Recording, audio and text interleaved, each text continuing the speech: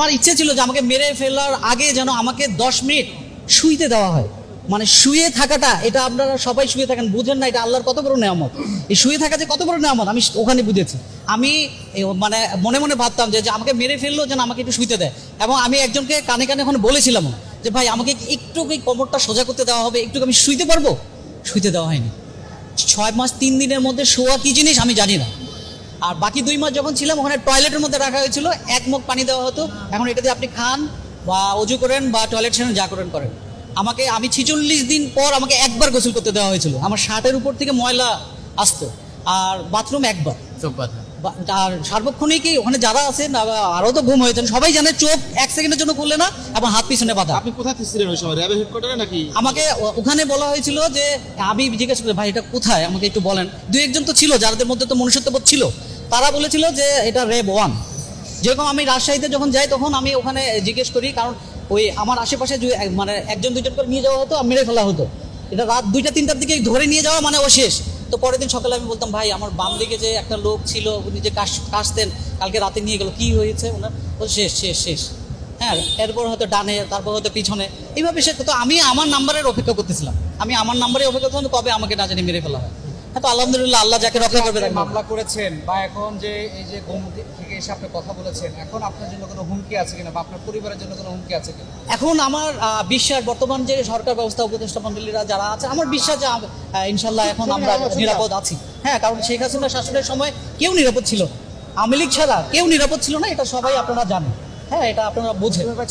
আপনার পুরো নামটা আর আমি অ্যাডভোকেট সোহেল রানা, আমি সুপ্রিম কোর্টের লয়ার, আমি ডিবিতে প্র্যাকটিস করি। কবে বের হয়েছে আপনি? আমি 2015 সালে 13 সালে ছিল ওই সময় বিএনপি কোন নেতা? হ্যাঁ, সালাউদ্দিন সাহেব ওই রুমে ছিলেন, উনি 10 মার্চ। আপনি কার হয়ে মামলা লড়তেন আর কি? আসামি? ও না, আমি কারো হয়ে মামলা লড়তাম না,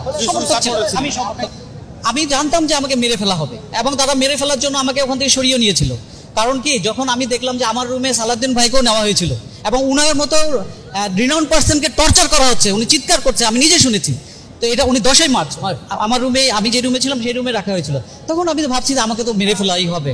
তো আমরা পরিচয় দিয়ে একটা আমাকে বলে আপনি গাড়িতে উঠুন, আপনি অ্যাডভোকেট সোহেল না? আমি বলছি সুপ্রিম কোর্টে প্র্যাকটিস করে। আমি বললাম জি, আপনি গাড়িতে উঠুন, আপনার সাথে আমার কথা আছে।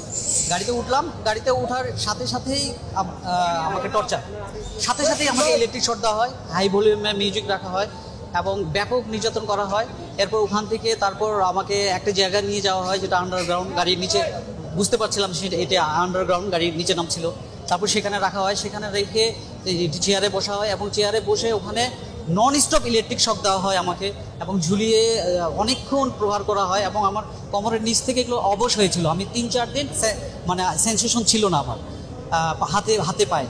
এরপর আমাকে ওখানে রাখা হয়, ওখানে একবার বাথরুমে যাওয়ার জন্য বলা হতো, একবারই নিত তারা।